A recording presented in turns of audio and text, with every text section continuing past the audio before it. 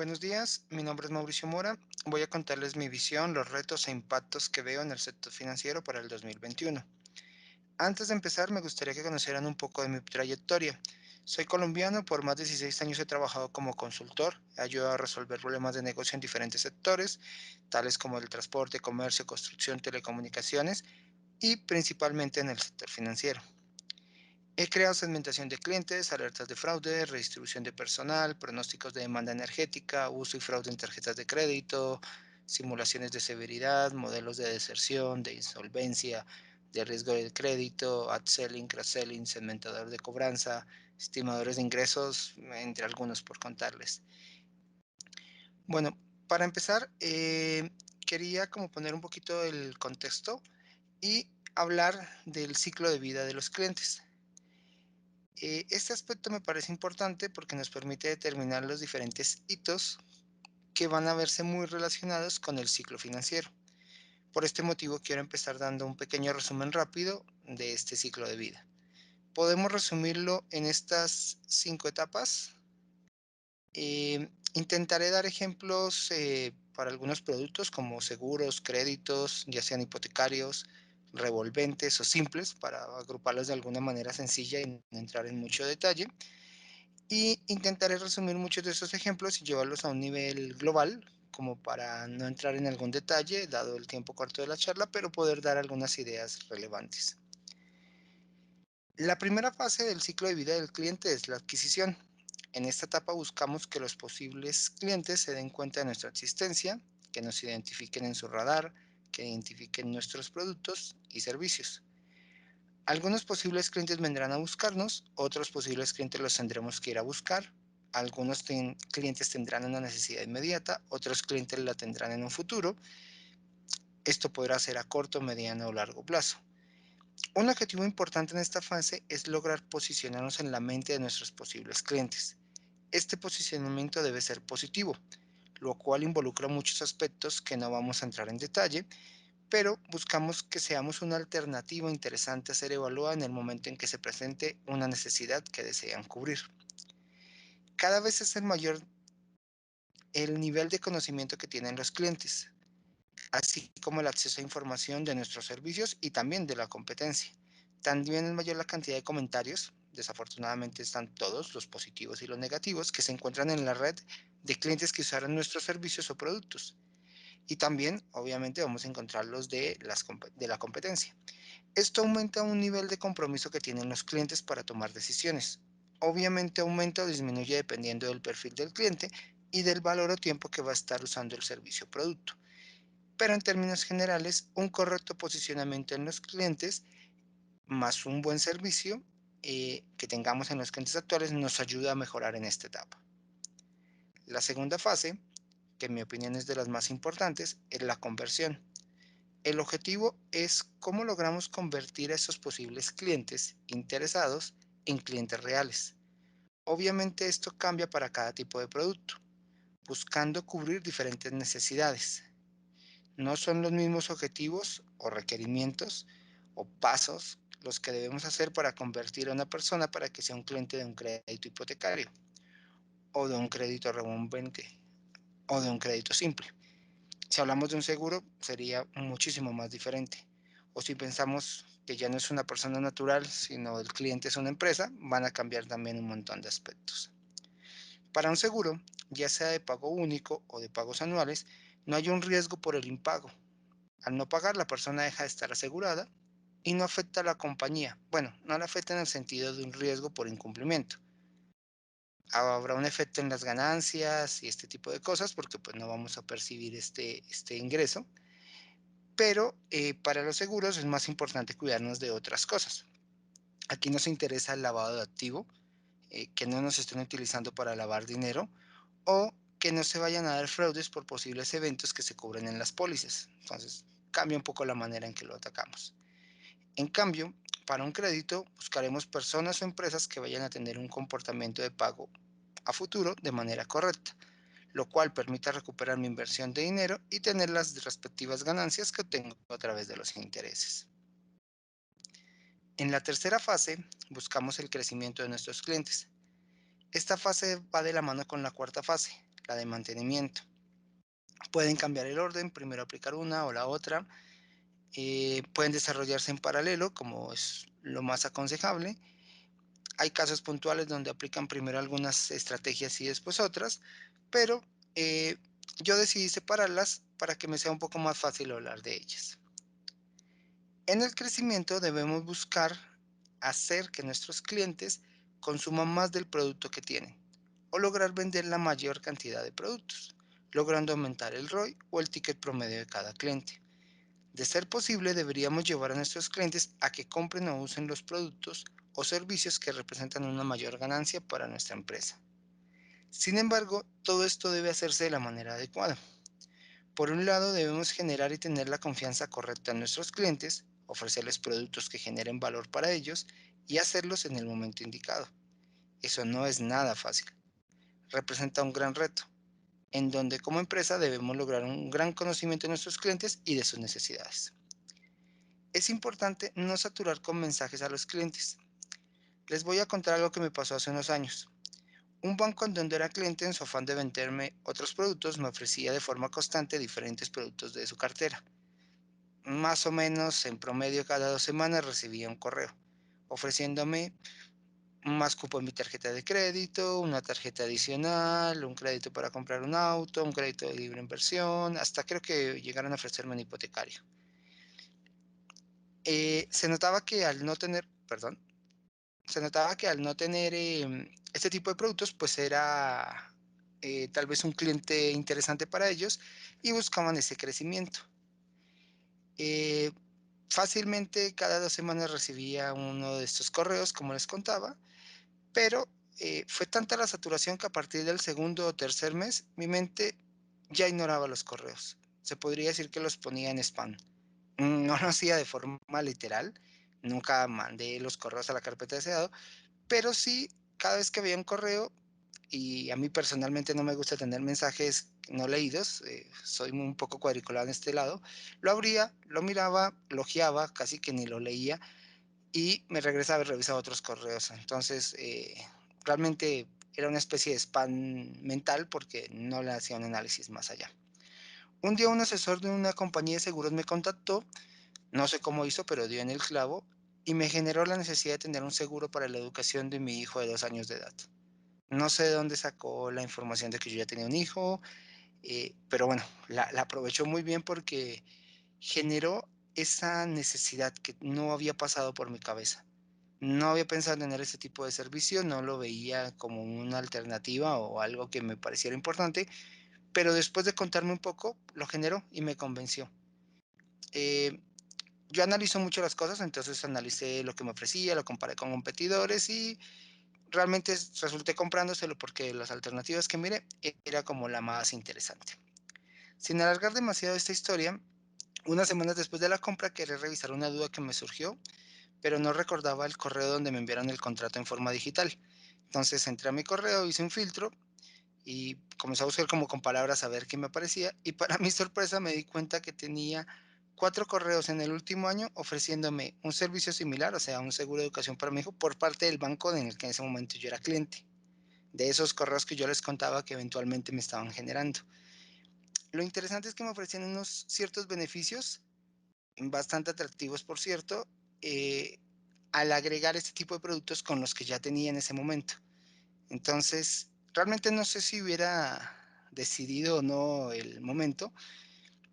Yo considero que si hubiera sido muy probable que hubiera comprado el seguro, estaba muy claro y creo que hubiera también generado la información, pero fue tanta la saturación por parte que tuve de estos mensajes que me enviaba el banco que no iban a lograrlo hacerlo. Entonces, es importante esta parte. Más allá de esta anécdota, lo que me parece importante dejar claro es que no debemos saturar a nuestros clientes con ofrecimientos de otros productos o servicios solo por el hecho de que no los tengan en el momento.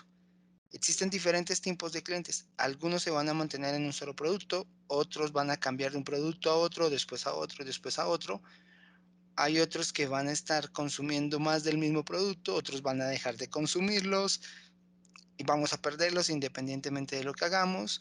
Algunos van a crecer y querer comprar más productos. Entonces, hay una infinidad. Lo importante es lograr entender estos comportamientos de forma que podamos aprender a identificar las necesidades particulares de cada cliente, generar ofrecimientos personalizados y de esta forma tener un diferenciador frente a los ojos de nuestros clientes. En la fase 4, que es el mantenimiento, debemos garantizar que el cliente siga usando nuestro producto de forma correcta, lo cual es diferente para cada caso. Por ejemplo, en un crédito hipotecario, el mantenimiento sería que logremos que se dé en tiempo el pago de cada una de las cuotas. En una tarjeta de crédito estaríamos hablando de que se hagan utilizaciones todos los meses, que se logre alcanzar un cupo de endeudamiento que se pueda pagar de forma oportuna. Pero en el caso de un seguro estaríamos hablando de la renovación, ya que al finalizar la vigencia del mismo lo podamos volver a renovar. Entonces cambia un poco el concepto de mantenimiento, pero el objetivo es esta parte de que sigan usando nuestro producto. Lo importante o relevante en esta fase es que ya logramos una correcta colocación de productos. El uso de estos deben ser acorde a lo que esperamos o necesitamos. Y esto cabe aclararlo, que lo mencioné hace unos minutos, pero es que esta fase anterior puede ir en cualquier orden. Una después de la fase de crecimiento, pueden ir en paralelo. Existen clientes, por ejemplo, que van a tener solo un producto por un largo tiempo y debemos lograr que tengan un mantenimiento adecuado, pero también pueden haber algunos que conforme pasa el tiempo vayan a adquirir otras cosas y podemos hacerle mantenimiento sobre estos nuevos productos. Entonces hay que mirarlo por ahí. Para finalizar, la última fase, que es la fuga de nuestros clientes, ya sea porque no renuevan nuestro producto, como puede ser el caso de un seguro, o porque dejan de pagar sus obligaciones para los créditos, vamos a tener algunos clientes que los vamos a poder recuperar. Otros desafortunadamente se van a perder. Pero el poder hacer una correcta gestión en esta etapa podrá reducir la cantidad de clientes fugados. Vamos a minimizar pérdidas y mejorar rentabilidad. Además, la idea es no repetir una fase y haber escuchado bastante de manera que podamos ver esta alternativa y poder valorarla. Creo que muchísimos estudios lo respaldan y es una frase que seguramente la han utilizado mucho, pero es mucho más rentable mantener a un cliente que conseguir uno nuevo. Prevenir la fuga lo podemos hacer tan cercano o tan alejado al punto eh, puntual de la fuga. Podemos tener acciones reactivas después de la fuga o intención mostrada por el cliente que generalmente no son muy buenas, pero les voy a poner un caso saliéndome un poco del tema y creo que el objetivo es como que lo analicemos y veamos que esto no llegue a afectar a nuestro sector, pero no sé si les ha pasado que quieran cancelar o quieran obtener algo, un servicio adicional, un beneficio con algún servicio de telefonía, de internet o televisión. Lo que está en este momento empleando todo el mundo es sencillamente llamar y amenazar, entre comillas, con cancelar el servicio. O sea, ya está tan claro en la mente del consumidor que lo único que necesita es hacer este tipo de acciones que los operadores ya ofrecen algún tipo de servicio. Entonces, es una forma reactiva de conseguir algo. No lo están haciendo generalmente por la cancelación y ya se volvió como una especie de vicio de que si yo cumplo mi formato y quiero un descuento, pues sencillamente ya acabo un año de pagar mi televisión por cable, pues llamo para ofrecerlo. Entonces, hay que ver cómo no dañamos ese tipo de opciones cuando ya parametrizamos siempre o aplicamos las maneras de reactivas con la fuga. Si vamos generando un pronóstico de la fuga con algo más de anticipación, vamos a tener un mayor margen de maniobras para poder evitar esta fuga. Supongamos que para la renovación de un seguro, yo sé que Mauricio no lo va a hacer con una semana de anticipación. Pues con una semana de anticipación podría aprovechar esa semana para convencerlo que renueve. Pero si lo pudiera saber un mes antes o 2 meses antes, serían muchísimas más las posibilidades estratégicas, el tiempo y los recursos que puedo invertir para que esta persona renueve. Obviamente va a depender del monto, del tipo de cliente y este tipo de cosas a los que puedo trabajar, pero también eso me permitiría hacer priorizaciones. Solo tengo personal para poder atacar a 20 personas que se me van a ir un mes. Ok, y tengo 50 posibles candidatos a irse.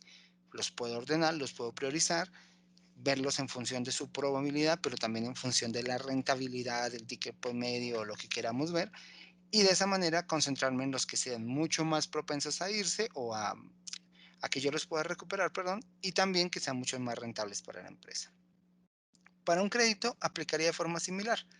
Podemos tener estrategias de cobranzas reactivas al incumplimiento del primer pago o de los dos primeros de pago, pero ya está dejando de pagar. Entonces vamos a tener menos margen de acción para poder lograr que esas personas se pongan al día.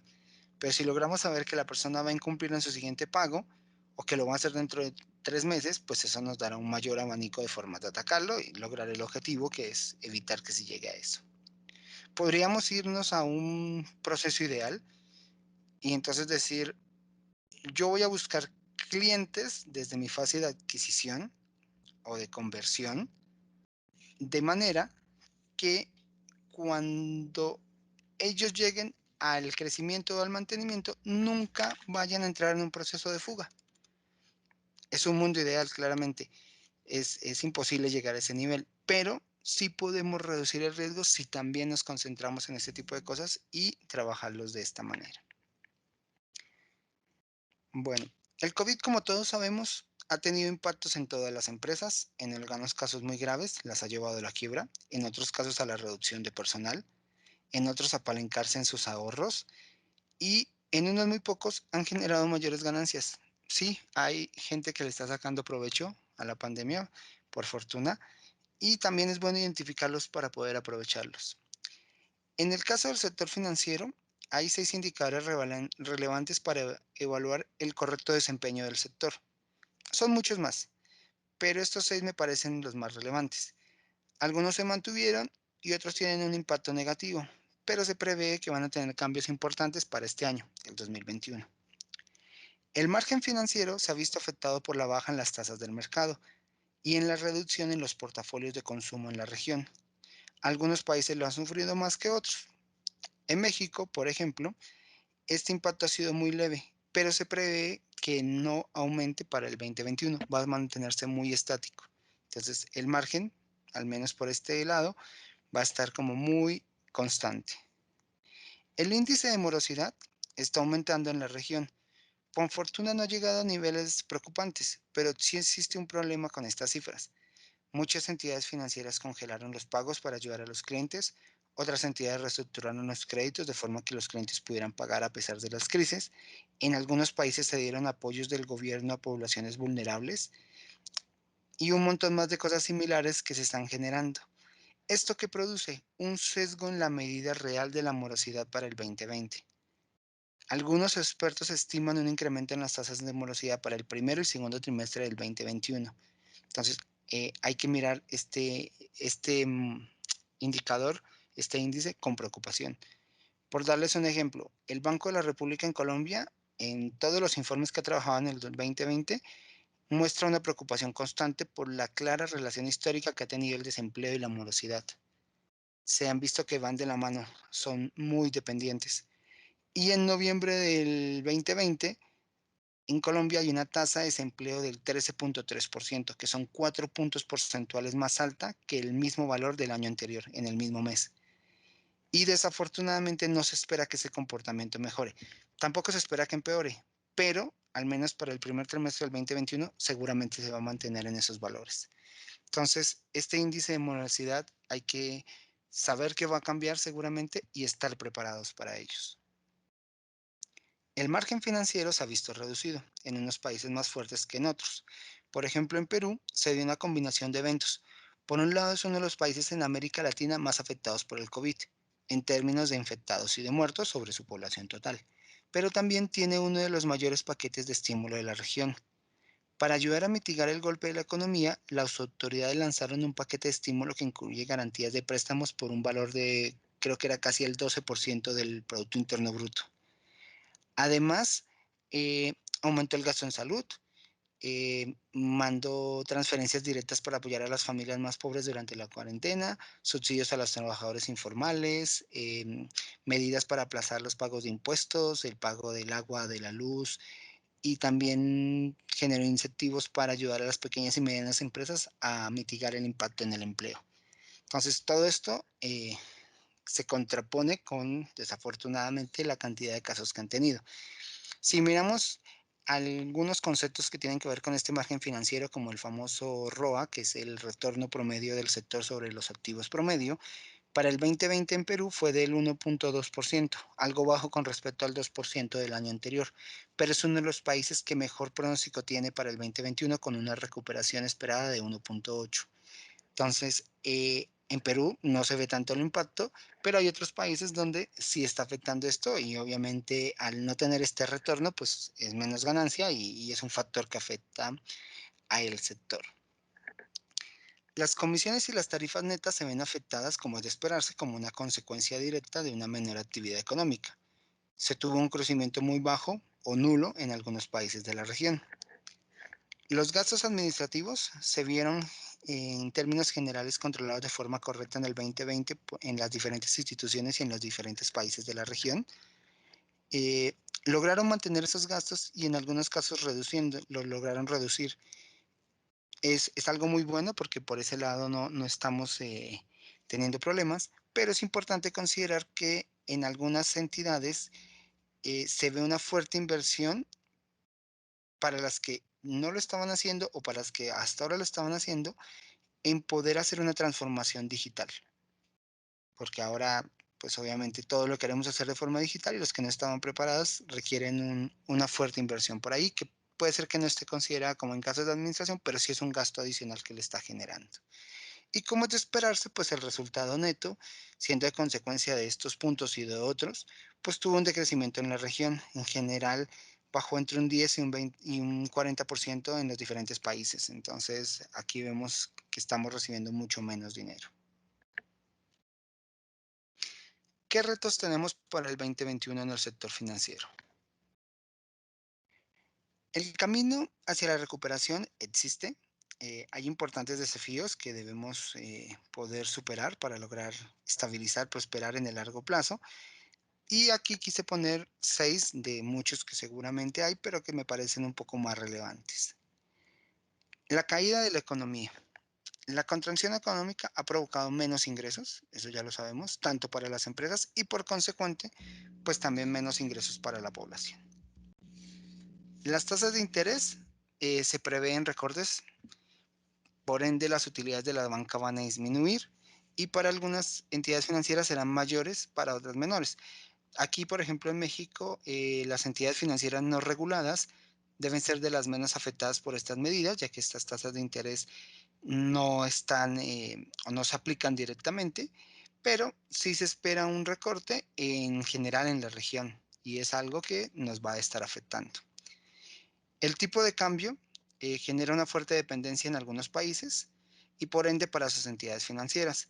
En algunos países existe una mayor dependencia, como lo puede ser aquí en México por su cercanía y dependencia de las exportaciones e importaciones, pero la depreciación de la moneda propia del país que hablemos versus el dólar, obviamente en los países que aplican, hace que los activos de riesgo aumenten y no hay certeza de su posible comportamiento en el 2021. En parte por el impacto del COVID, más el cambio del gobierno, nos encontramos a unas 2 semanas, un poco más, de la posición del nuevo presidente de Estados Unidos y todo esto genera como cierta incertidumbre de cómo va a empezar este año. La liquidez se va a encarecer, el costo del dinero para la banca va a subir y ante una menor liquidez, pues no vamos a tener ese margen para poder trabajar. Obviamente cada gobierno hace emisiones de deuda en el mercado internacional para gestionar esta liquidez y aunque es un efecto macroeconómico que puede afectarnos en mayor o menor medida, sí es importante tenerlo en cuenta para minimizar su impacto. El riesgo país, en pocas palabras, mide la probabilidad de incumplimiento de las obligaciones financieras de una nación, debido a factores más allá de los riesgos inherentes del préstamo. De esta manera, cuando mayor sea el riesgo, peor calificación recibirá el país. De esta probabilidad dependerán en gran medida temas de relevancia para el país como la inversión extranjera o el acceso al financiamiento internacional. Un riesgo país bajo se traduce en endeudamiento internacional barato, que se puede reflejar en un gasto público que genere beneficios económicos y sociales, y además este es un indicador que sirve de referente para inversionistas privados. ya que refleja la situación económica de un país, permite comparar entre diferentes países y, en pocas palabras, deciden dónde pueden ir a llevar su dinero para poderlo sacar el mejor provecho. Eh, es muy importante tener esta variable de control y procurar siempre su disminución, pero esto va un poco más también al sentido macro. En América Latina se prevé un crecimiento del 3,7% para el 2021. Este crecimiento positivo suena muy interesante y todo, pero no alcanza a recuperar los niveles que desafortunadamente perdimos en el 2020. En un promedio más o menos de menos 7,7% se perdió en la región. Esto implica que pues no vamos a poder llegar al nivel que teníamos antes y esto va a afectar directamente el costo de crédito. La ciberseguridad ha registrado un aumento en los fraudes cibernéticos. Es una alarmante cifra porque se tiene 238% de aumento con respecto al año pasado en, en la región. Obviamente hay países como México donde es muchísimo más alto. Desafortunadamente se va a pronosticar que siga creciendo y pues obviamente todo esto se debe al uso de mayor medios electrónicos. Como les contaba, México está situado en el nivel 3 a nivel mundial y recibió el año pasado, en el 2020, 300.868.532 ataques cibernéticos. La mayor parte de estos ataques se hacen a través de correo electrónico. Ese sigue siendo el vector de ataque favorito de los criminales. El phishing protagoniza la mayor brecha de seguridad corporativa notificadas, siendo los bancos pequeños, las tiendas de comercio electrónico, los servicios de banca móvil y las empresas propiedad de grupos bancarios los objetivos habituales en el sector privado. También hay ataques del ransomware. Los criminales actúan bajo la asunción de que las instituciones prefieren pagar un rescate que perder datos sensibles. En general, los atacantes buscan una compensación económica por ese espionaje industrial. Y también se está viendo tendencias al aumento de hackeos que buscan acceder directamente a los sistemas y no simplemente introducir programas maliciosos que actúen de forma autónoma. En las personas se ven ataques de phishing, es un método de ataque a través de correo electrónico enviado por un delincuente pretendiendo ser otra persona, compañía o sitio de confianza para robar contraseñas o informaciones sensibles. Y este tipo de amenazas también pueden buscar el control sobre tu dispositivo o computadora. Ya se están viendo también un incremento importante en amenazas del malware relacionadas con ingeniería social, como mensajes de texto, el smishing, y deben solicitar llamar a un número o a un sitio web para generar más información, o también hacen el phishing, que es la estafa por llamada telefónica buscando engañar. Actualmente, estos ataques en México dejan pérdidas monetarias de hasta 9.000 millones de dólares. Entonces, es una cifra que da a entender lo importante que es el impacto y si comenzamos a verlo en la región, es muchísimo mayor.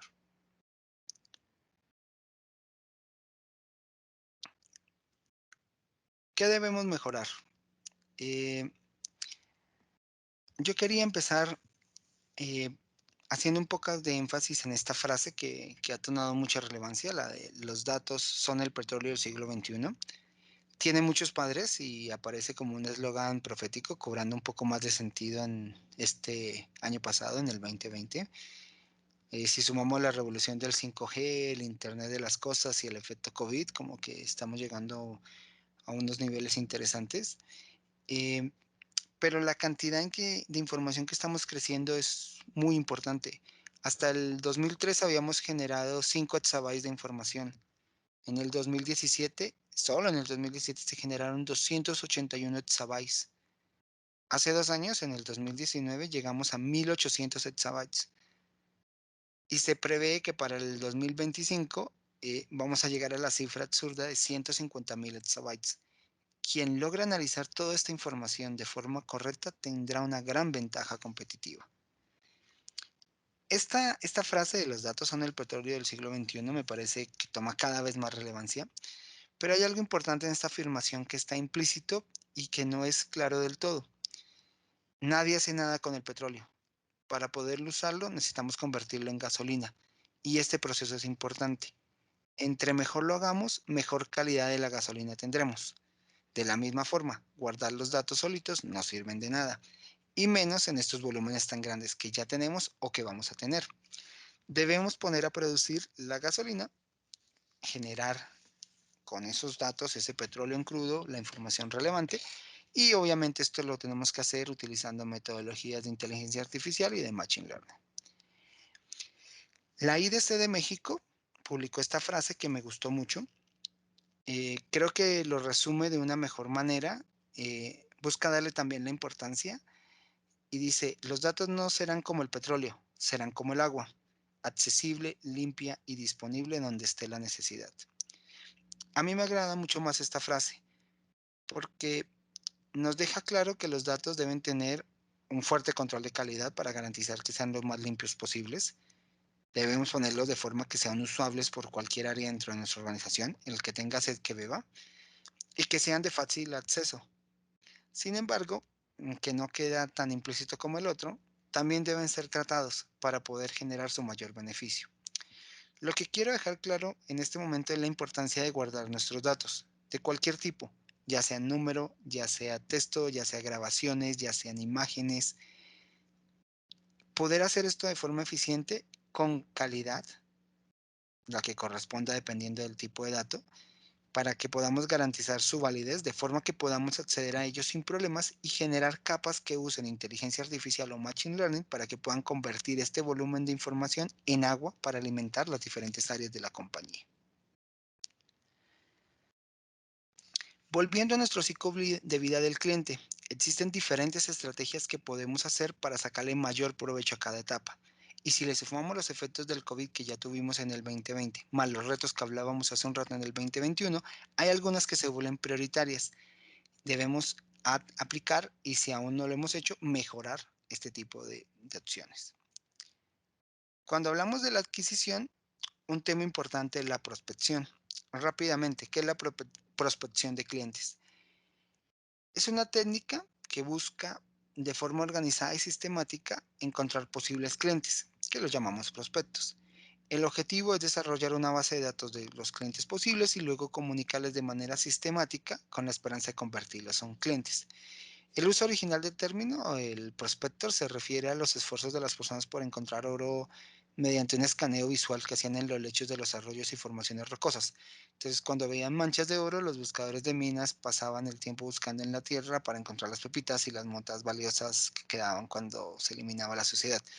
Entonces, es más o menos lo que estamos haciendo, o lo que sugieren este tipo de cosas, es pues en todo ese mar, ese río que se está moviendo, pues buscar a estos prospectos y examinar de estas lindas listas inmensas potenciales clientes que podamos tratar para que estén interesados en el proceso de compra. Los leads son clientes potenciales que han expresado su interés en la compañía, ya sea porque entraron al sitio web, porque se suscribieron a un blog, porque nos visitaron en una sucursal, porque descargaron algo, llenaron un formulario o cualquier aspecto de este estilo. Desafortunadamente, esto requiere un gran esfuerzo por parte del área comercial para lograrlo, porque es como disparar con una escopeta. No buscamos puntería, pero al golpear la mayor cantidad de prospectos posibles aumenta la proporción que se van a convertir en leads y obviamente aumenta la pequeña tasa de estos que se van a convertir en clientes. Sin embargo, si en vez de atacar en montonera, primero me observo internamente y encuentro cuáles son mis mejores clientes, lo que más rentable, eh, los más rentables, los que son más tienen mejor comportamiento de pago o sencillamente lo planteo de otra manera, podría pensar cuáles son los clientes que yo deseo tener y encuentro ese perfil o defino su perfil. Me regreso al mercado y me conecto en buscar esos prospectos de manera que cumplan ese perfil, pues voy a ser mucho más efectivo en los clientes que voy a traer a mi negocio. Estos modelos se pueden crear usando las herramientas de Machine Learning. Hemos implementado este tipo de soluciones en la región de forma efectiva y en algunas compañías hemos logrado reducir en un 50% la cantidad de posibles prospectos de esas listas que hay que atacar, las llevamos a la mitad y nos permiten enfocarnos en casos más precisos, con recursos limitados, con tiempo y dinero y personal que no contamos a granel y logramos un 10% más de ventas. Entonces atacamos a menos y logramos más ventas porque lo hacemos mucho más enfocado. Entonces, por un lado conseguimos este tipo de ganancias, pero también, pues a futuro tenemos un mejor comportamiento de pago porque ya sabemos que son personas que tienen un perfil que es interesante para nosotros. En la preaprobación o preselección es el proceso mediante el cual se evalúa proactivamente el historial de crediticio de un consumidor para decidir si se ofrece o no un crédito. El proceso de preselección de los consumidores generalmente ocurre sin el conocimiento de los consumidores y sin ningún efecto negativo o despectivo sobre su historial de crédito. Muchas compañías que solicitan nuevas cuentas de tarjeta de crédito y pólizas de seguro utilizan la preselección para identificar a los clientes potenciales para los productos que ofrecen. Las ofertas preseleccionadas o llamadas como preaprobadas se basan en la información de crédito o cualquier información relevante y si cumplen con los criterios establecidos, pues se hace la oferta. La idea del proceso previo es bastante simple. En lugar de esperar a que un cliente solicite un producto de crédito, pues los bancos pueden seleccionar de forma proactiva un grupo de consumidores que buscan un producto de crédito, enviarles ofertas aprobadas previamente para poder pues conseguirlos. Con el hecho de tener información de buró y este tipo de cosas, pues podemos tomar un poco de información adicional y hacer este tipo de selecciones mucho más fácil. El efecto del COVID pues afectó los modelos que permiten generar estos aprobados, dada la gran relevancia que tienen los modelos en aprender del pasado. Y como en el pasado no estaba el COVID, pues este efecto no fue medido, porque por ende no está dentro del modelo y no vamos a poder hacerlo. Algo bueno a rescatar en el momento en que nos encontramos es que ya pasó tiempo. Ya estamos hablando de alrededor de 9 meses, casi 10, donde tenemos el efecto del COVID en nuestra historia. Y si no lo han hecho, es importante que lo realicen y dadas las circunstancias actuales, y es mejorar o tener modelos acordes a este efecto y también a la parte de preaprobaciones. A mí, en lo personal, no me gustan los modelos genéricos. Muchas compañías lo sacan. Creo que para ciertos puntos son valiosos e importantes, pero hay veces las pequeñas financieras o medianas financieras tienen unos perfiles o unos comportamientos tan puntuales o unos segmentos de clientes tan precisos que es muy difícil que este tipo de cosas lo cubran. Entonces, el desarrollo es una buena estrategia. Entonces, mi recomendación es que los impulsaría a que hagan este tipo de desarrollos internos y acomoden este tipo de modelos a sus necesidades. También es cierto que se espera muy poco crecimiento del crédito para los inicios del 2021, pero los pocos clientes interesados en créditos, si hablamos de personas, van a ser pocos, porque si lo vemos de empresas seguramente van a ser mayores. La idea es que los podamos captar de forma rápida. No nos podemos dar el lujo de permitir que por tiempo una evaluación de riesgo otra entidad nos gane. Entonces, considero que aun cuando va a ser poco, sí debe ser una prioridad poder captar eso poco que va a ir, porque eso nos va a dar un flujo de caja adicional. Entonces, poder tener unos modelos de preaprobados para lograr la mayor cantidad de clientes posibles nuevos es algo interesante atacar. Cuando vemos la parte de conversión, eh, un aspecto importante que debemos trabajar es la prevención del fraude. Ya sabemos que las organizaciones han recurrido a sistemas basados en la lógica para detectar el fraude y descubrir patrones conocidos. Eh, Sabemos que esas reglas siguen siendo una herramienta importante para combatir el fraude, especialmente en combinación con enfoques avanzados. La idea es conocer esos patrones, reconocerlos y poderlos bloquear, por llamarlo de alguna manera. Pero desafortunadamente no han sido del todo eficaces para adaptarse a los nuevos patrones de fraude porque cuesta a veces encontrarlos. Descubrir esquemas desconocidos o identificar técnicas de fraude cada vez es más difícil porque cada vez son más sofisticadas. Desafortunadamente es una carrera desigual. Porque de un lado tenemos a los analistas limitados dentro de las empresas, detectando esos patrones, y por el otro lado hay cientos, miles o millones de delincuentes en el mundo aprendiendo por medio de ensayo y error cuáles son las reglas y creando estrategias que permitan no ser detectadas. Entonces es muy complicado. Las pequeñas y medianas empresas generalmente son la pierna angular del mercado laboral actual, pero aunque su crecimiento es vital para una economía sostenible, las pymes continúan luchando por tener la financiación que necesitan para evitar esos posibles fraudes, porque les queda un poco más difícil poderlos identificar, dado su pequeño volumen, pero les afecta un montón. Aquí es cuando los modelos de Machine Learning automatizan la extracción de los patrones conocidos, entonces los podemos ya hacer, pero también como están jugando y aprendiendo y viendo esta parte de inteligencia artificial, también aprenden de patrones desconocidos y a un volumen de tiempo muy eficiente y con un volumen de datos importante. Una vez que reconocemos estos patrones, pues lo podemos aplicar a datos nuevos y también a los datos que están por llegar.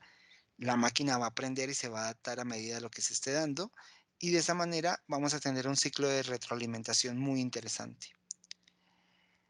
Es importante aclarar que no existe un algoritmo o método de Machine Learning único que funcione mejor para la detección de fraude. El éxito proviene de la capacidad de probar diferentes métodos, variaciones y evaluaciones.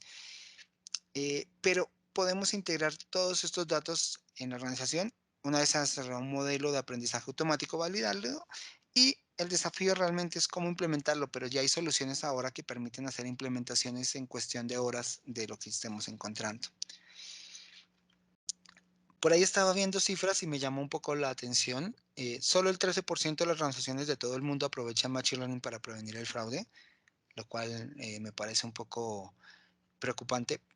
También en este estudio hablan de que el 25% de las organizaciones planean incorporar programas de fraude en los próximos 2 años, o sea, 2021 y 2022. Creo que es un buen panorama interesante, pero creo que deberíamos buscarlo un poco más allá, porque entre más rápido reaccionemos, mucho mejor para poder mitigar este impacto que está creciendo. El aprendizaje automático está mejorando para la prevención de fraude en todas las industrias y plataformas. No tiene por qué ser diferente en el sector financiero.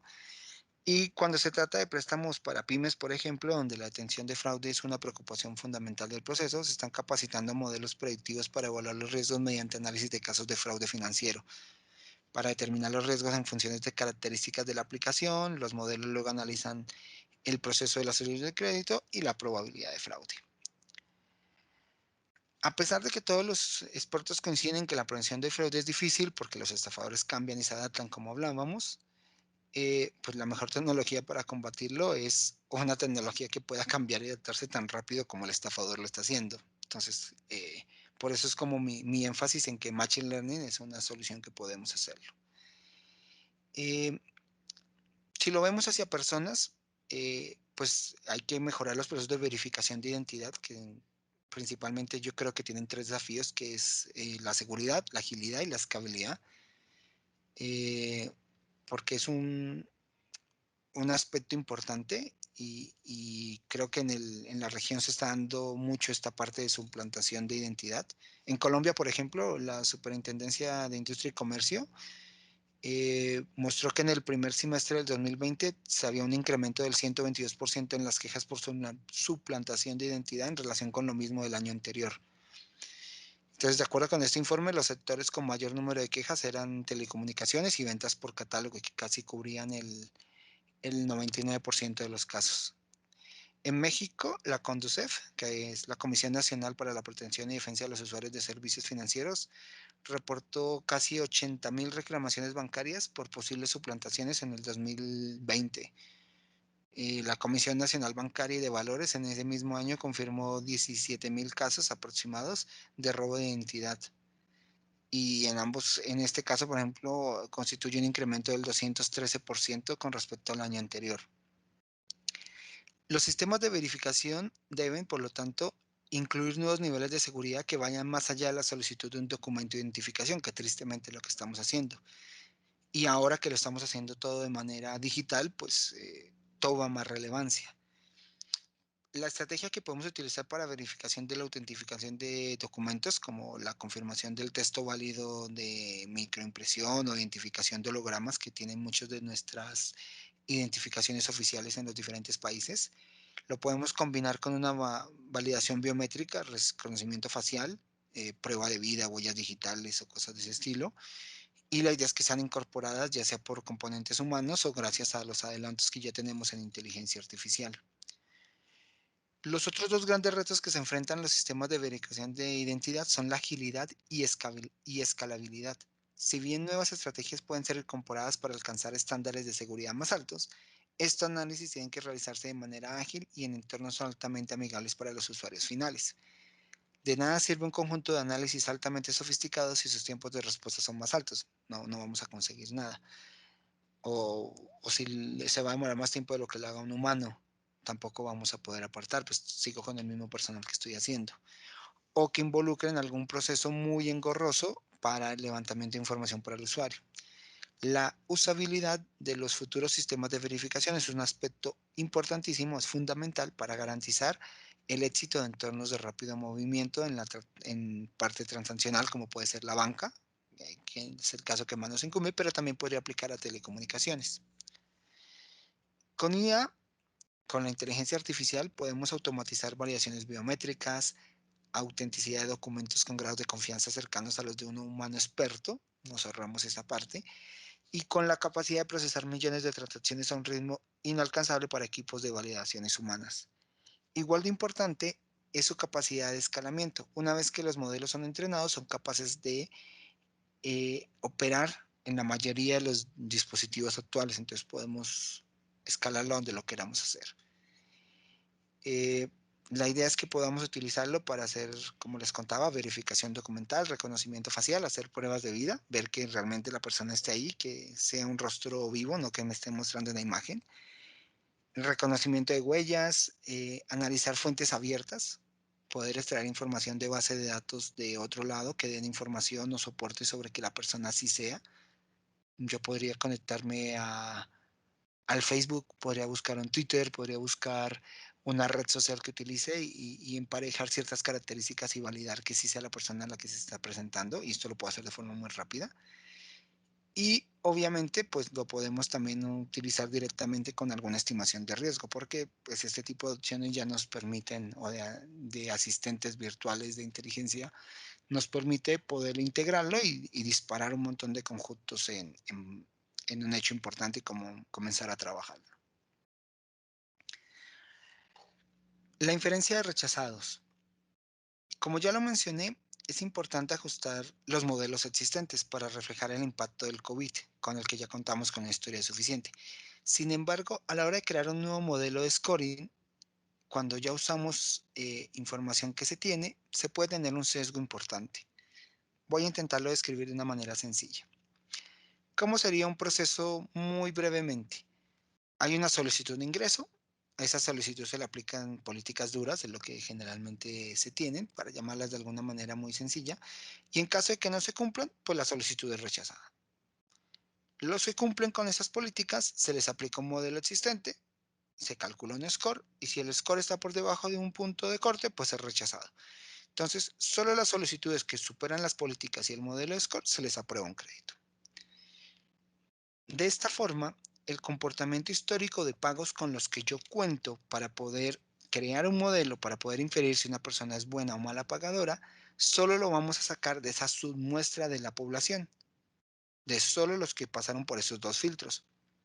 Los que rechacen cada uno de estos filtros los estoy dejando fuera. Existe un sesgo, entonces, en esa información que tengo. Lo importante sería saber su tamaño. ¿Es grande o es pequeño ese sesgo?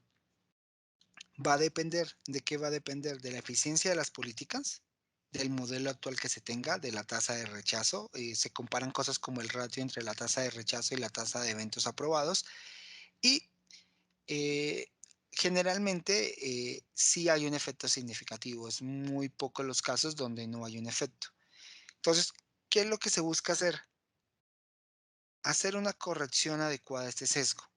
Entonces, lo que vamos a hacer en pocas palabras es hacer una muestra, una nueva estimación, de manera que esa muestra refleje el comportamiento real de la población, no refleje el comportamiento solo de los que me quedé. Entonces, en base a esos patrones que están distorsionados, pues podemos construirlo y lo vamos a hacer en base a esos rechazados. De ahí sale el nombre de inferencia de rechazados. Sobre esos rechazados inferimos su comportamiento, los colocamos y ajustamos el modelo importante que ajusten el modelo, pero también me parece algo muy relevante que ajusten este tipo de procesos y lo hagamos de forma correcta sin agregar un sesgo, sobre todo si ya tenemos un modelo que haga esto. En el proceso de aprobación, para el proceso de aprobación de nuevo producto, pues se debe reducir la mayor cantidad posible de tiempo. Como objetivo deberíamos pensar en hacerlo de forma inmediata, o sea, ese es el mundo ideal. Yo llego, me siento, solicito un crédito y a los 2 segundos lo tengo o un seguro, pero la idea es reducir ese tiempo. Y también la idea es buscar aumentar la cantidad de solicitudes que podamos tramitar en un menor tiempo posible. Vuelvo a pensar en la idea en el crédito. Con las herramientas actuales podríamos tener un asistente virtual que ayuda a nuestros asesores a buscar la información adicional en la red, leyendo los formatos de solicitud y documentos, esto que lo haga con reconocimiento de imágenes, lo escanea mientras está hablando con el cliente y él ya lo subió esto y lo convierte en variables. Que haga una consulta con buró, porque ya tenemos el formato firmado o cosas de ese estilo, que lleve todos estos datos y ejecute nuestro modelo de riesgo que ya hemos creado o que hemos mejorado.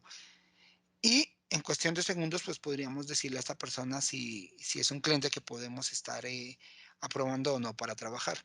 Vamos a poder crear una solicitud o cerrarla en ese instante, va a ser muy satisfactorio, vamos a evitar demoras necesarias y más allá de la demora, creo que algo que nos puede preocupar ahora es perder al cliente, porque si ese cliente le tardamos días en responder y va y toca otra entidad y logra tener una respuesta más rápida, pues se va a ir con la competencia. Entonces, son pocos, dado todo lo que hemos visto, y tener que perderlos porque yo estoy haciendo un proceso lento me parece muy grave. Entonces, una recomendación es que lo mejoren. En una caja de compensación familiar de IEPS en Colombia, logramos analizar aproximadamente 100.000 registros con 50 variables diferentes para realizar estudios de asignación de créditos y fueron muy acertados. Entonces, hemos tenido experiencias en este lado y lo podemos manejar. O en una empresa del sector automotriz, logramos obtener un 98% de porcentaje de certeza del modelo de score de crédito. eh, Pasamos 2 auditorías de forma satisfactoria en cuanto a procesos y modelos frente a KPMG que hacía la evaluación respectiva de estas auditorías y se redujo el proceso de depuraciones de información de 2 semanas a media hora. Entonces, en media hora ya la persona podía tener su aprobación. Entonces, la idea es que podamos reducir este tipo de cosas. Precio basado en el riesgo o pricing, lo quise llamar de esta manera, pero creo que va un poco más allá. Volvemos a un punto que ha sido como constante, sabemos que vamos a tener un poco auge en los créditos y seguramente una de las estrategias que van a emplear las entidades financieras es cambiar su nombre de riesgo. Posiblemente tendremos que aceptar a clientes que antes consideramos regulares y ahora los vamos a considerar como buenos. Pero una manera de mitigar esta apertura del riesgo es ofrecer servicios más personalizados de acuerdo al riesgo de cada prospecto. Podría aceptar una persona o una empresa, pero cambiar ciertas características del producto para mitigar el riesgo. Un ejemplo, te voy a dar una tarjeta de crédito, pero te reduzco el cupo. O te cobro una tasa de interés más alta, por dar algún ejemplo. Para un crédito hipotecario podría reducir el porcentaje que voy a prestar del total del inmueble, para buscar tener un mayor compromiso con el cliente. O aumentar el tiempo, perdón, o reducir el tiempo de crédito, puede ser una, o aumentar las cuotas y los intereses. Entonces, sé que puedo sacarle un mayor provecho en un menor tiempo posible. No sé, hay maneras en que pueda comenzar a hacerlo. El objetivo es ampliar la cantidad de productos de servicios que ofrecemos. Deberíamos tener un producto adecuado para cada necesidad del cliente, de acuerdo a su riesgo y también, pues, de acuerdo a que sea rentable para la organización. El desembolso, pues, en forma general, sigue siendo una de las partes importantes y ya un poco con la finalización de esta idea de convertirlo. Y la idea es garantizar que se haga de una manera rápida y de manera segura para poder mejorar la relación con el cliente y tenerlo satisfecho. Cuando hablamos de crecimiento, podemos hablar del cross-selling y del upselling. Eh, la posibilidad de realizar una venta a un cliente ya existente ronda alrededor del 60 y 70%, obviamente cambia de la industria y del banco. y el porcentaje cuando lo miramos a un cliente nuevo es como entre alrededor del 5 y el 20%. Entonces, hay una diferencia importante. Entonces, ¿por qué no aprovechar al que ya tengo y venderle más? El cross-selling, que también es llamado venta cruzada, consiste en ofrecer a un cliente o un potencial cliente que compre algo que complemente lo que ya tenía o lo que ya había comprado. Esto no quiere decir que sea vender por vender, ya lo habíamos hablado. Significa conseguir vender de forma correcta, es decir, conocer bien la necesidad de nuestros clientes y satisfacerlos de forma correcta. En las empresas donde hemos aplicado esta técnica hemos incrementado entre un 20 y un 35% más de ventas y logrado un aumento entre un 10 y un 30% de sus ingresos. Los clientes se sienten más satisfechos con una empresa que consiga cubrir todas sus necesidades y cuando más intereses por los clientes tengan un mayor conocimiento de sus hábitos y consumos, pues entenderás mejor sus peticiones y tendrás un mejor valor con la empresa.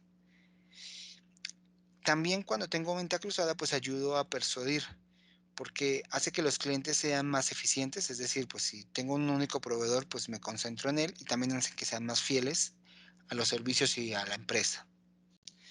Cuando lo veo para el upselling, lo que consiste es en ofrecer a un cliente un producto similar al que tiene, eh, mejorándolo.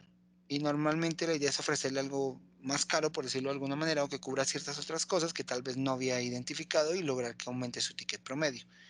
También puede ser que con el tiempo vea un buen comportamiento y le aumento, no sé, el cupo en la tarjeta de crédito. Entonces, sigue siendo el mismo producto, pero lo que busco incentivar es que tenga un mayor consumo. Este tipo de técnicas, pues lo que buscan es que el cliente esté más contento, como que superemos sus expectativas y nosotros tengamos un mayor número de ingresos. Aunque la mayoría de las personas y las empresas en este momento no están pensando en adquirir más productos financieros, sí existe un pequeño segmento que no ha sido golpeado por la pandemia y si tengo clientes de ese estilo, pues la idea es atacarlos y sacarles un provecho. Pero también, si lo vemos, en un futuro cercano, tal vez 6 meses o menos, eh, la economía va a comenzar a estabilizarse y hay unos sectores que van a estabilizarse primeros. Y si logramos identificar esos posibles clientes y estar preparados para ofrecerles productos necesarios y que les sean útiles para ayudarlos a salir, pues vamos a mejorar nuestro ROI y a generar una mayor fidelidad.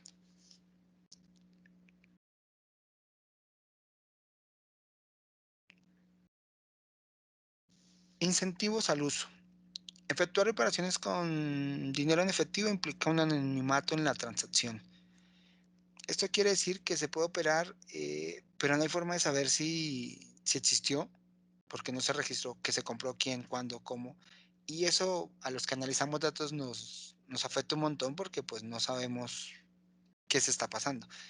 No quiero decir que utilizar el dinero en efectivo sea malo, por naturaleza no lo es, pero el anonimato sí nos restringe parte de información y también se utiliza mucho para facilitar actividades de evasión fiscal, la delincuencia organizacional o ocultar el origen de ciertos recursos. Entonces, por ese lado, no es muy bueno tenerlo que trabajar. Tenemos dos grupos de interés que manejan efectivo. El primero que se beneficia por las ventajas que brinda el anonimato de la transacción y el segundo que corresponde a consumidores o establecimientos en los que pues hay que trabajar para que podamos realmente dejar ese uso de efectivo. Eh, Desde un punto de vista operativo en la banca, la actual contingencia sanitaria pues, ha modificado los canales por los cuales las personas realizan sus operaciones y se están reduciendo mucho de estos usos. En México, por ejemplo, el 25% ha disminuido el acudir a una sucursal a solicitar algo, si lo comparamos con el año anterior, con el 2019. Y las operaciones en cajeros automáticos también han disminuido notablemente y obviamente ha aumentado un montón todas las operaciones que se hacen a través de móvil y la web, que ha aumentado un 61% con respecto al año pasado, al 2019. El objetivo es que entre más fácil sea utilizar el móvil u otro instrumento para pagar en comparación con meter la mano en el bolsillo y sacar el billete, pues habremos superado el reto. Entonces, aquí lo importante es ver cómo develamos o generamos incentivos que lleven a las personas a operar de esta manera. El behavior o los modelos de comportamiento son utilizados principalmente para administrar cuentas corrientes, límites de tarjetas, ver rentabilidad de los clientes, ofrecer productos nuevos, monitorear el riesgo o detectar posibles problemas de cobranza. En esta etapa se ve involucrado el análisis de la cartera. Se desarrollan indicadores como el índice de morosidad, pago promedio, cosas de este estilo, para determinar qué tan bueno o malo ha sido el comportamiento crediticio de los clientes. Y a partir de este análisis se le asigna una calificación media, la cual se resuelve en diferentes tipos de estrategias que se aplicarán a cada uno de los clientes. Aquellos con una buena calificación podrán ser acreedores a un incremento de su línea o un otorgamiento con mejores tasas de interés, mientras los clientes que obtengan bajas puntuaciones podrían tener mayores tasas de interés, decrementos o hasta perder el producto. También es importante detectar oportunamente aquellas cuentas que tengan un alto riesgo para poder definir cómo van a ser tratadas. Predecir la probabilidad de que un cliente se convierta significativamente en moroso durante un cierto periodo de tiempo es importante. Puede crear instantáneamente un perfil de riesgo para cualquier cliente de cartera y además monitorear la conducta del cliente en el tiempo, identificando aquellos clientes que es muy probable que cierren sus cuentas, se vuelvan inactivos o reduzcan significativamente su saldo. Tomar medidas preventivas y bajar las tasas de deserción, así como construir relaciones más fuertes con los clientes, pues es muy importante.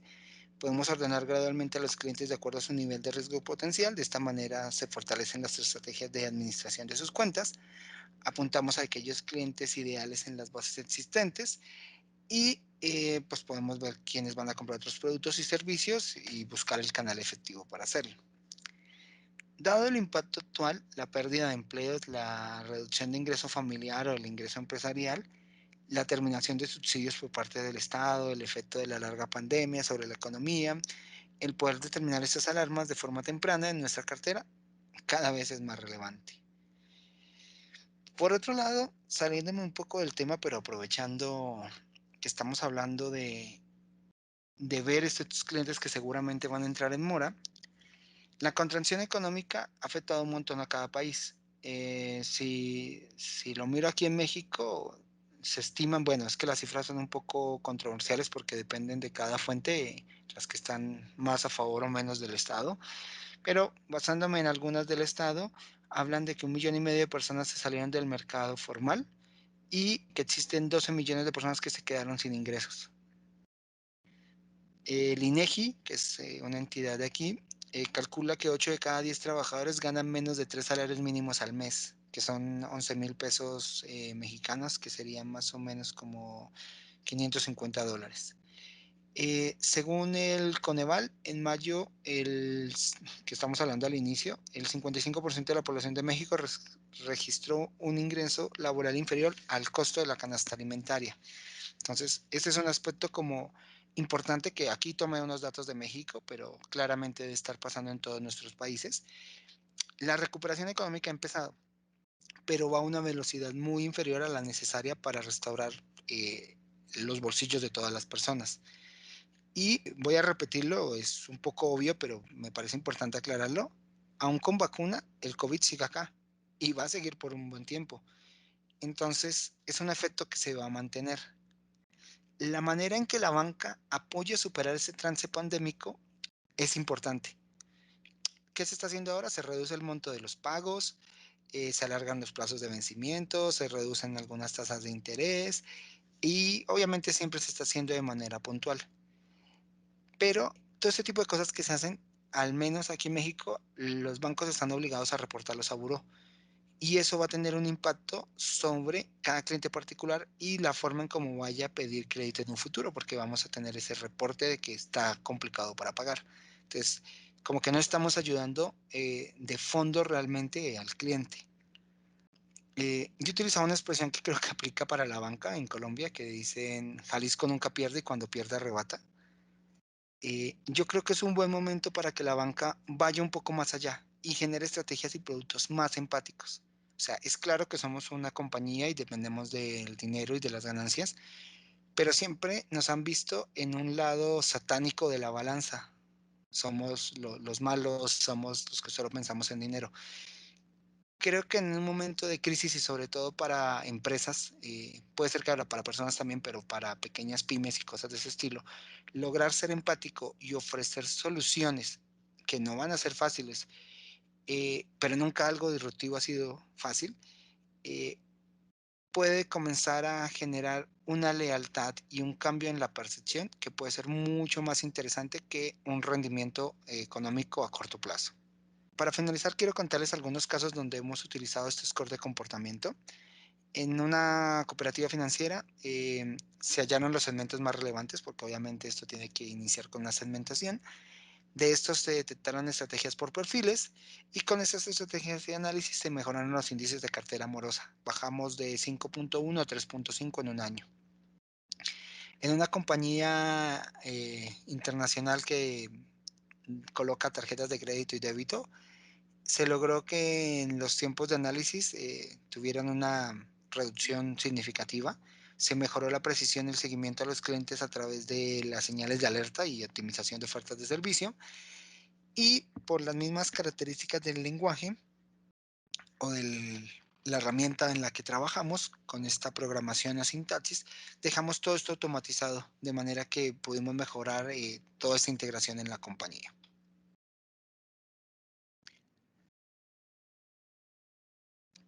En la fuga, la cobranza, la gestión de cobros ha sido una gran evolución en los últimos años, aunque a muchas personas todavía les asocia con la persona que está intimidando o cosas de ese estilo. Pero bueno, ya ha avanzado mucho este recaudo. La idea es aumentar esta eficiencia de cobranza. Las instituciones lo han estandarizado. Eh, ya tenemos algunas soluciones digitales en la gestión de cobros, entonces ya hay un cambio muy importante en eso. Ya no se traslada, sino se hace de manera digital. Ya hay conversaciones por teléfono, por correo, en línea, donde podemos intentar hacerlo. Ya se utilizan técnicas avanzadas en la gestión, entonces ya aplicamos modelos que permiten organizar a los clientes morosos de acuerdo a las probabilidades de pago y tomar decisión sobre cómo atacarlos y en qué orden atacarlos. Eh, también podemos mirar aspectos de comportamiento y saber un poco más allá de no solamente de su impago, sino de la forma de contactarlo. Entonces, de si lo llamo, si no lo llamo o a qué hora del día lo llamo. No, no sé si les ha pasado, pero sobre todo a mí cuando a veces me llaman a ofrecerme algún servicio nuevo y lo hacen a ciertas horas donde estoy haciendo otro tipo de actividades y lo que menos quiero es ser molestado, creo que consiguen un rechazo y puede ser que sí me interese cambiar mi teléfono o sí quiera cambiar el plan o sí quiera hacer algo, pero en la forma en que me abordaron o al momento en que me abordaron, automáticamente consiguen un rechazo. Entonces, poder identificarlo se vuelve un poco importante. Claramente, tenemos que llegar a niveles de personalización. Eh, una forma no funciona para todos. Entonces, hay gente que puede responder una llamada telefónica, pero hay gente que no lo va a hacer.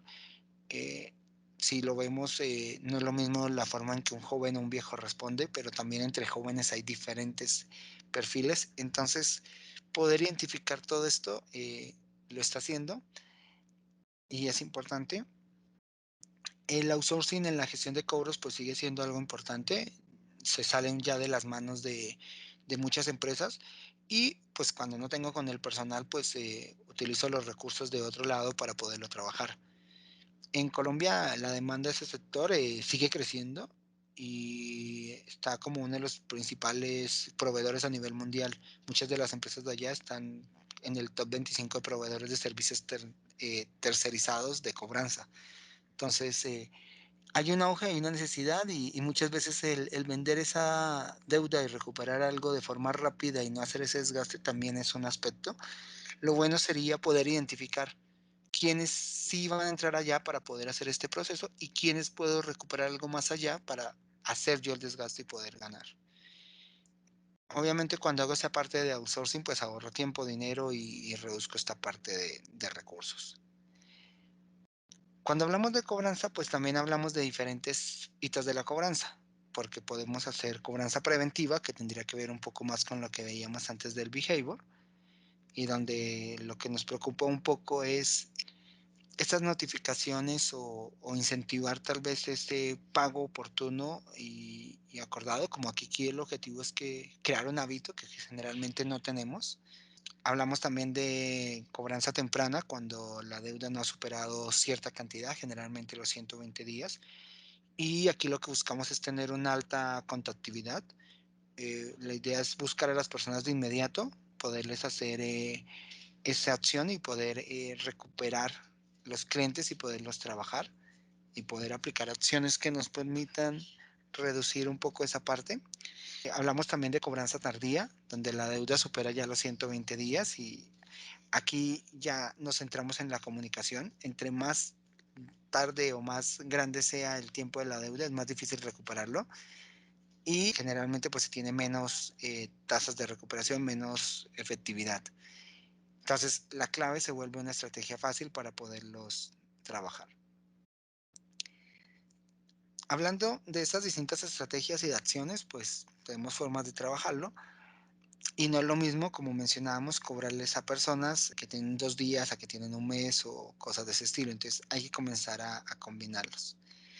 La idea es adaptarnos a esas necesidades de los clientes, ofreciendo modalidades personalizadas y de autoservicio, aprovechando las ventajas que tienen los nuevos medios.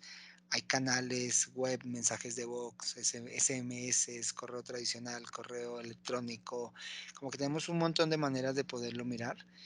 Y también, pues, integrar algunas cosas como la gestión, las alertas, la identificación y poderlos comenzar a trabajar todos en un gran volumen. Esto se vuelve un poco más interesante cuando lo podemos optimizar. Entonces, vamos un paso más allá. No solamente hago un modelo que me permita saber si una persona va a quedar en impago o no, o si estando en impago va a aumentar de su bucket o su tramo, dependiendo del país. Si es deudor entre 0 y 30 días y quiero ver si sube de 30 a 60, puedo hacer modelos para ese tipo de cosas. Pero si lo llevamos un poco más allá, pues yo puedo optimizar todo lo que hemos visto o todo lo que estamos hablando de manera que podamos atacar de una manera efectiva a la persona. Si yo comienzo a ver que tengo diferentes formas de hablarle, diferentes, llamémoslo intensidad de la conversación, puedo ser agresivo, puedo ser serio, puedo ser un poco más informal, ahí tendría tres posibilidades, pero resulta que tengo recursos limitados porque no tengo el personal todo el tiempo o para atender a todas las llamadas que tengo, o tengo que darle alguna relevancia porque a esta persona no le gusta hacer llamada en la mañana o en la tarde o cosas de ese estilo, o la comunicación no es por teléfono, sino por otro lado. Cada vez que comienzo a combinar este tipo de cosas, pues voy a tener n mil cantidades posibles para poder atacar a cada persona. Y si lo sumo con algún indicador de desempeño, me interesa ver mejorar el porcentaje de penetración o de intensidad o algún KPI que me interesa manejar puntual de la empresa, pues voy a tener demasiadas combinaciones para atacar y humanamente va a ser muy difícil de hacerlo. Pero si lo meto en modelos de optimización, voy a poder hallar la combinación ideal para cada cliente y de esa manera poderlo trabajar. Entonces puedo ir mucho más allá. Y también con el uso de las técnicas de inteligencia artificial, pues puedo utilizar toda esta parte de analítica cognitiva para entender, aprender y reconocer esa interacción humana que he tenido y poderla utilizar en este tipo de cosas. Es un componente muy importante, obviamente, porque toda esta analítica cognitiva permite, pues, basarnos en todo eso que no tiene que ver, como son fotos, videos o información grabada o de texto, y poderla colocar. Entonces, si logramos meter todo esto adicional también a esta parte de cobranza, vamos a tener muchos más resultados. En una entidad financiera, en base a las grabaciones de audio de la gente que estaba llamando para tanto para cobranza como para quejas o para cosas de este estilo, identificamos patrones. Bueno, realmente el proceso fue primero hacer una conversión de ese audio a texto y después llevarlo a una herramienta de minería de texto y de ahí sacamos patrones que encontramos hacer en función de esas frases de palabras o combinaciones que tal vez para un oído de la persona que estaba recibiendo la queja o hablando con la forma de pago era muy difícil de detectar, pero que para la máquina fue mucho más fácil. Y con esos patrones pudimos pronosticar el 15% adicional de casos morosos con el suficiente tiempo para desarrollar estrategias de recuperación. Entonces podemos llegar a ese tipo de cosas. Y también para darles alguna idea, en una financiera hicimos un modelo que analiza alrededor de 12.000 asociados de la cartera de microcréditos bajo la metodología de microfinanzas y esto representa más o menos el 34% de los clientes. Aquí nos enfocamos más en el concepto de cobranza. Generalmente hay que ver qué podemos hacer con esta retención de clientes. Es importante retener al cliente, sí, porque ya hemos hablado en muchos sentidos de lo valioso que puede ser y en el caso de que lo logramos hacer, cómo volverlo a montar a esta montaña rusa. Pero creo que también aquí se abre un aspecto importante y es cómo aprovechar o cómo cambiar tal vez ese panorama que tengo sobre los clientes que en este año, bueno, en el año 2020 han sido morosos, pero que no lo son por factores que me afectan. Aquí tal vez me estoy regresando un poquito al proceso de aprobación o a la conversión. Pero generalmente existen reglas duras donde si la persona ya incumplió, pues en un banco no le voy a prestar. Pero si yo puedo hacer un análisis más detallado e identificar que las personas que no están incumpliendo tienen una razón más allá de no quererlo hacerlo, sino fue un despido por COVID, fue un cierre temporal de su trabajo, de su empresa o cosas de ese estilo, y la persona ya logró estabilizarse, ya logró hacerlo y está volviendo a pagar, no se va a poner al día porque le queda imposible cubrir cierto periodo de impagos que ya tuvo, pero si ya era un cliente bueno, tuvo un comportamiento malo por un factor de este estilo y ahora vemos que es un comportamiento otra vez bueno en los pagos, podemos flexibilizar ciertas reglas y tal vez comenzar a trabajarlo hacia allá. Entonces creo que es una buena estrategia para cambiar un poco las formas en que trabajamos. Y como decía, ser un poco más empático con la persona y seguramente va a estar mucho más agradecida del servicio que estamos dando y va a ser mucho más fiel a la empresa. Vamos a tener obviamente clientes perdidos porque pues no hay nada que hacer y también vamos a tener pues esos clientes que recuperamos y podemos volverlos a montar a la montaña rusa. Bueno, con esto finalizo. Yo sé que seguramente pueden salir muchas preguntas, muchas dudas, pueden haber muchos temas para tratar y que tal vez queramos conversar o entrar a discutir con un poco más de detalle. Aquí les dejo mi correo y mi número de teléfono. Cualquier cosa, con mucho gusto les puedo ayudar. Y también están las redes sociales de Infórmese, entonces en un rato las vamos a colocar. Y de esa manera también nos pueden seguir y tener resultados y poder ver qué estamos haciendo y cómo podemos ayudarlos. Muchas gracias por el tiempo de esta charla y quedo pendiente de cualquier cosa. Hasta luego.